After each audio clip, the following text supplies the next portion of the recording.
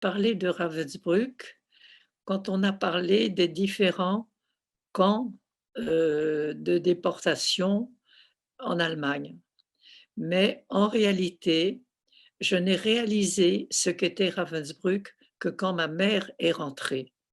Quand ma mère est rentrée, elle est rentrée par la Suède, donc elle est rentrée au mois de juin 45 et à cette époque-là, heu, quand elle est rentrée, elle ne parlait pas, elle ne racontait pas ce qui s'était passé à Ravensbrück.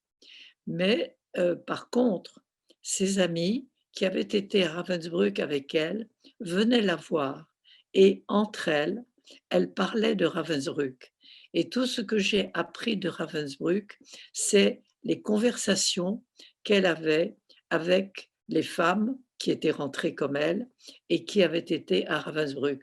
Donc si vous voulez, c'est en les écoutant, me raconter comment elles vivaient, comment elles dormaient, comment elles étaient malades, comment elles avaient la première chose qu'elles avaient faite, de ce petit groupe de femmes qui était parti le 15 août de Paris, elles avaient refusé de travailler pour l'armée allemande et donc après 3 semaines, elles ont été toutes envoyées en commando de punition et ma mère a été envoyée en commando de punition à Königsberg avec la plupart de ces femmes qui avaient pris le train le 15 août à Paris et qui étaient donc arrivées en septembre à en Allemagne et tout de suite, elles ont été enregistrées à Ravensbrück, mais tout de suite, elles ont été envoyées à Torgau où il y avait une usine de, je ne sais plus de quoi, mais enfin pour l'armée allemande et elles ont refusé de travailler. Alors elles ont été tenues à Torgau pendant, je crois une semaine ou 2 et de là, elles ont été envoyées par petits groupes dans différents camps de punition et donc ma mère est allée en camp de punition à Königsberg-sur-Oder. Königsberg-sur-Oder, c'est tout près de la Baltique et là, elles étaient employées à, aplanir un camp d'aviation. Et à Königsberg-sur-Oder, c'était déjà au mois de septembre ou octobre. Là, il gelait et la terre était gelée et elles avaient beaucoup de mal à aplanir. Et ça a été, la plupart sont tombées malades. Ma mère d'ailleurs est tombée malade, ainsi qu'une autre jeune femme avec laquelle elle faisait, si je puis dire, équipe. Et elles ont été renvoyées à Ravensbrück, toutes les deux. Elles ont été renvoyées au revire de Ravensbrück pendant une semaine ou 2, puis elles sont sorties du revire et elles ont été, heu dans dans les baraques, où elles couchaient à Ravensbrück. Elles couchaient 3 par lit et elles couchaient sur le côté pour pouvoir être 3 par lit de 75 et là, quand il y en avait une qui se retournait, il fallait que les autres se retournent en même temps et donc véritablement, c'était très précaire. Alors ma mère est donc restée à Ravensbrück et là, elle a travaillé à Ravensbrück pour, ce qu'on leur faisait faire.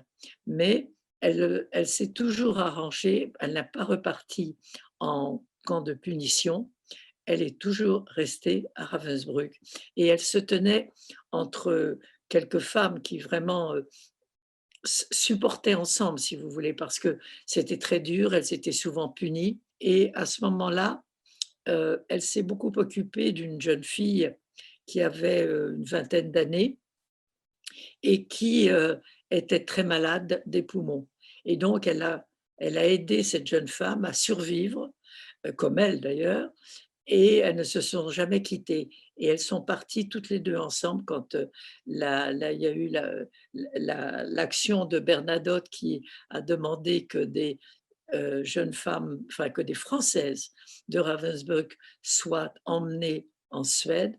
Elle n'a jamais quitté, elles se sont toujours toutes les 2 sont parties en Suède et elle, quand elle est revenue, elle était, je ne dis pas en bonne santé, mais elle avait perdu ses dents, elle avait perdu ses cheveux, enfin bon, mais elle a pu me raconter ce qu'était la vie à Ravensbrück et notamment, l'appel, les punitions les punitions, heu, le, ce qu'on appelle la Schlag, c'est-à-dire les 25 coups qu'on leur donnait quand elles étaient prises en défaut et et aussi bien sûr, le manque de nourriture, les poux, la saleté et mais heu, elle n'a jamais elle n'a jamais pensé qu'elle allait mourir. Elle n'a jamais envisagé qu'elle pourrait mourir à Ravensbrück.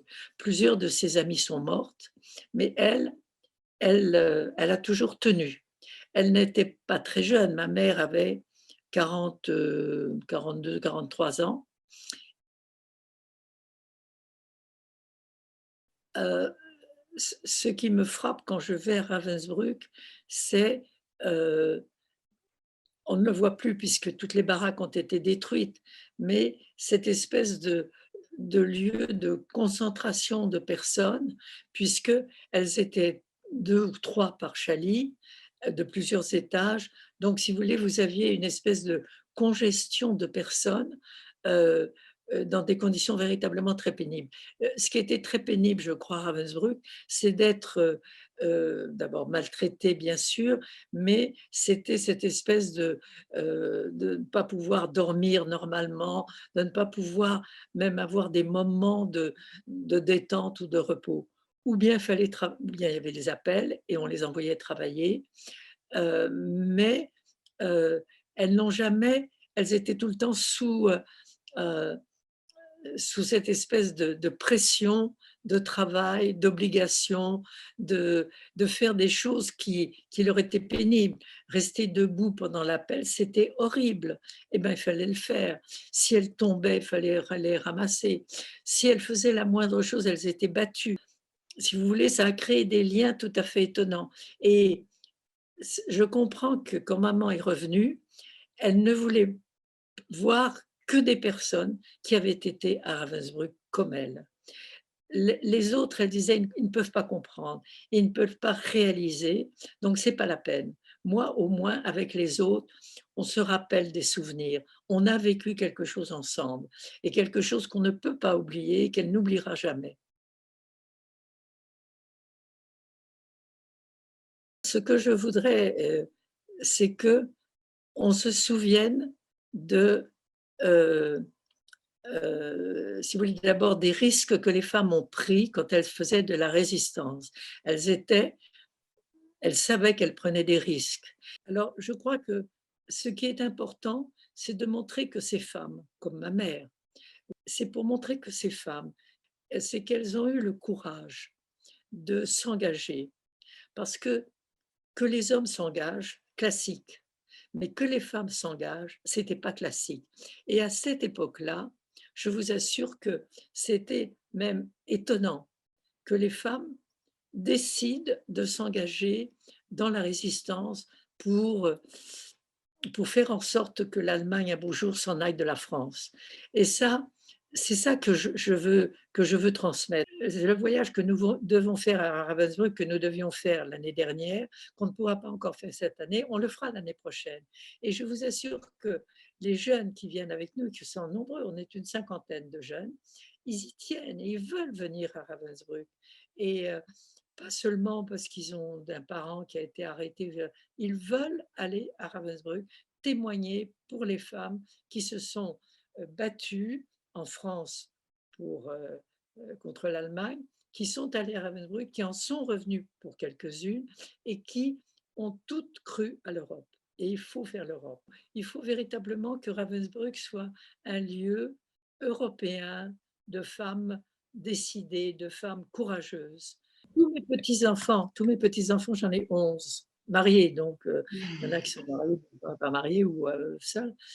Ils viennent tous à Ravensbrück. Tous, tous, tous, tous viennent à Ravensbrück. Parce que d'abord, ils aimaient beaucoup leur grand-mère ou arrière-grand-mère et ils veulent savoir, ils veulent connaître là où a vécu leur arrière-grand-mère ou arrière-arrière-grand-mère. Comment elle a vécu le lieu, qu'est-ce que c'était Ravensbrück pour eux et pour elle.